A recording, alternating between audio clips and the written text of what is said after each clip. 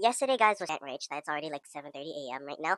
The following day, it's currently May 6th. I'm gonna get this done before I get to school, so here we go. Yesterday, I was able to heat a pre-cooked piece of food left over, and I was able to get on school on time despite not getting there pretty early. Probably gonna be the same for today. And Spanish, there are two daily diaries that I know I'm missing, and I'm going to tell that to him later. And we did a prototype versus imperfect tense sheet.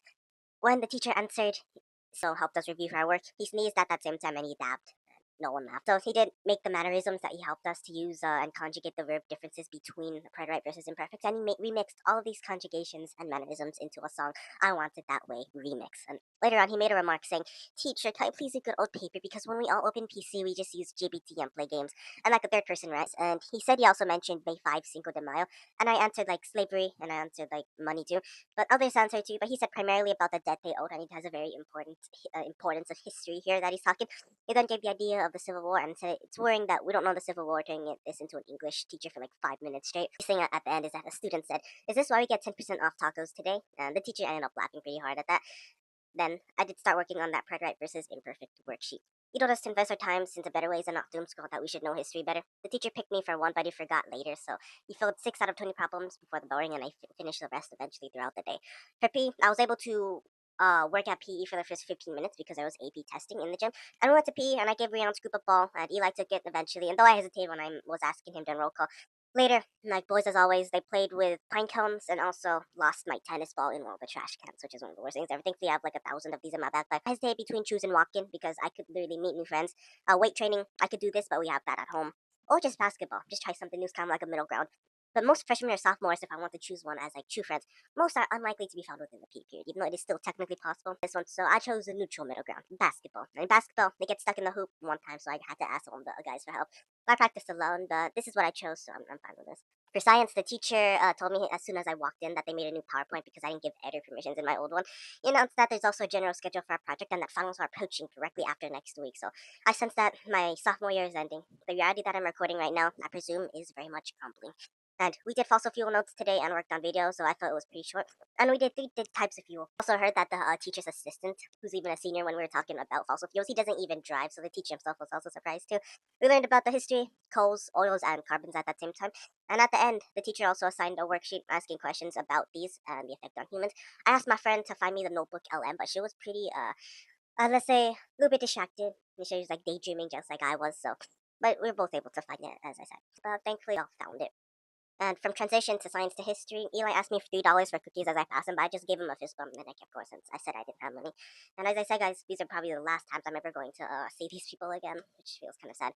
First year, we continued today's notes, and today's banger was name 5 things you use every day that requires electricity, and worked on notes 2 regarding the world stage since 1991. We learned about the idea of developed nations, less developed nations, and money. An odd thing he said is that we're not naked in the class. None of us are in ripped clothes, not even in model clothes. And he said that he's addicted to the web just as much as we are, and that technology use energy consumers and like all this, we're all rich. We're lucky not to be in like a third world country. We're lucky to be doing all this. At least that's what I'm hearing from him. And I said, like, what about Russia? He said yes, although they took a little bit of time compared to us. And we also learned about energy sources, oils, and also other ideas of fuel, just as much as in science class, but through a historical lens. And we learned about the idea of human capital and the meaning of skills, knowledge, education, diverse skill sets. Per capita GDP allows economists to compare standards of different nations. So Australia has $48,800 and Uganda has $2,200 per average. So if you guys think of me as human capital, I am an editor compared to another typical schooler. I have a human capital advantage, for example. So that means I have a diverse skill set, even though I'm still kind of bad at editing. If we think of friend groups as countries, friend groups GDP per year, capita, for example, within social money and future money too.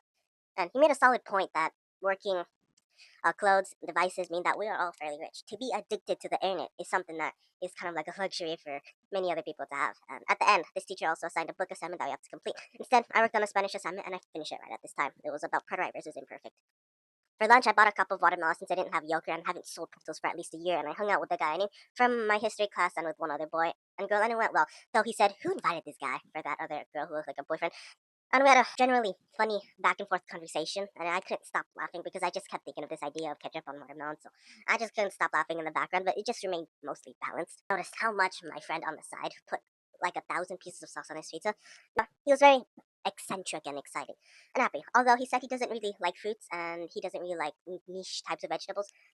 He definitely says that he prefers junk and gory foods, and the other guy even criticized him, but he said that it was fine. I then played a quick Uno game with him in the cafeteria, and I was kind of hesitant. Earlier then, some random guy simple assaulted me by throwing a bunch of fruits, I believe. It was some sort of a hard piece. But he meant to throw it elsewhere to the other guy, so I was like a human shield, incidentally. And I reacted very surprised when he hit me and I stood up. I'm not sure who that guy was. Too many people in the cafeteria. From lunch to English, I tried to tell the teacher as I got into English class that I bet 10 cents that students would be late. But since they talked to each other, it was a four-person conversation. I just looked out the glass and I saw a bunch of my old friends. And, I wish I could speak to everyone, but I can't. But I was not able to tell the teacher if we won or not, so I don't know.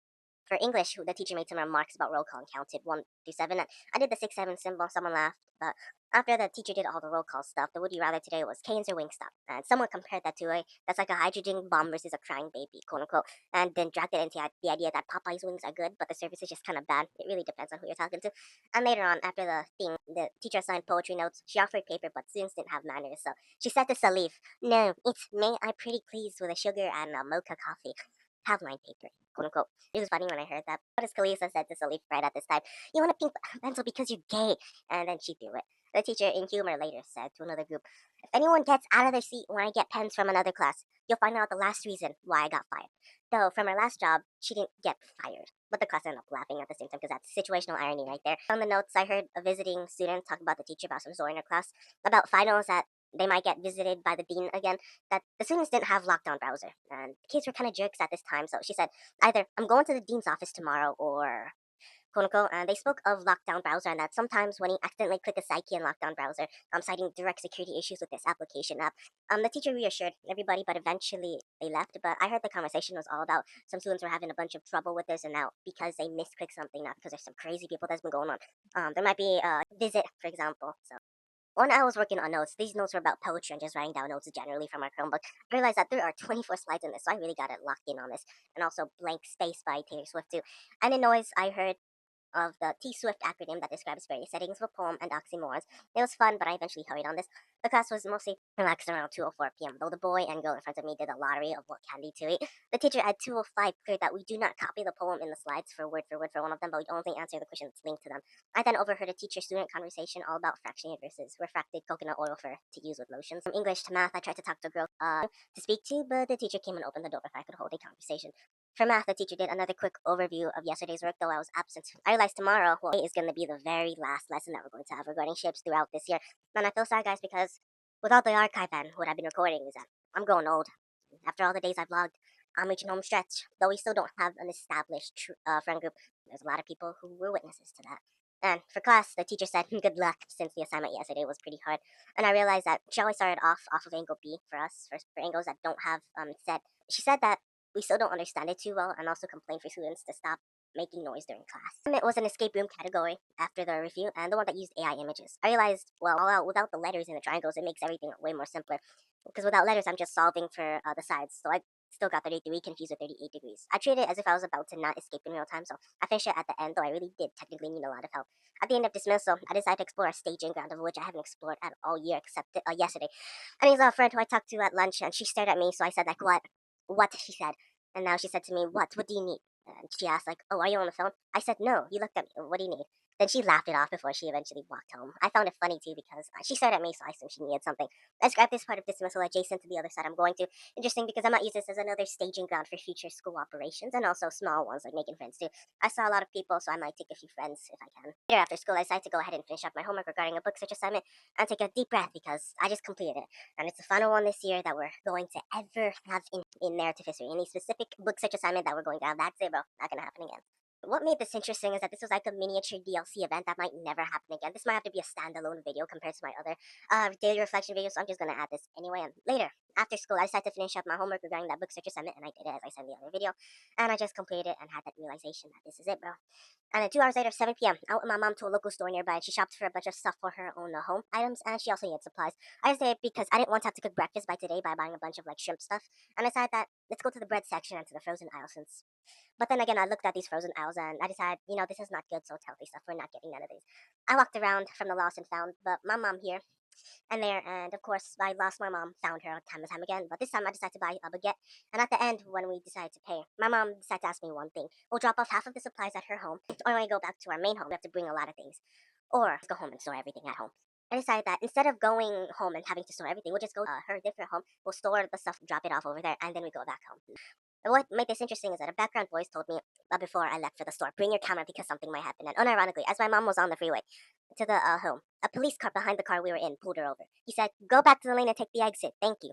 And as my mom went and stopped at the exit, I told her to turn right, and she just stopped later, right at the exit. But a male officer told her name and asked her for her license. She said that she was going in a 90 and a 65 zone, and I asked if I could take a picture with him and with his car as a souvenir because this is something that might not ever happen again in the history of me. But he didn't allow, maybe because he thought I might have like did something if I went out of the car park because of like department policy or something. But sadly, I got only one blurry picture in the moment, and I felt scared but not scared, but more of a fear is that if my mom doesn't like appear for this ticket, then we might lose our standing and lose all the money.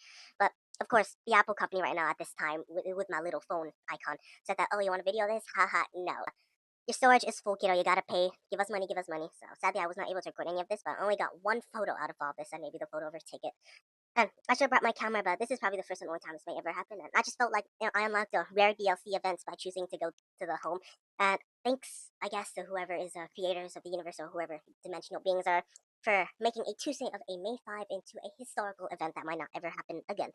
And as I said, as a bystander, witnessing my own parents getting pulled over, and I've been telling her to slow down for ages, but looks like her speed finally caught up to her.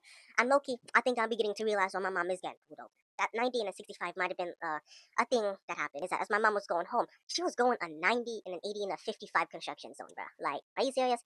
And even as we was going home, as we saw like a ambulance, as that ambulance was backing up, my mom thought that this was a good idea to make a turn into a local street as that ambulance was backing off. Like that ambulance was in the opposite lane of the road. As it was backing up, my mom made that turn. I was beginning to get like, oh my god, now I get why she got pulled over. And now I get why. So, just kind of like a note there. DLC event today, guys, just dropped.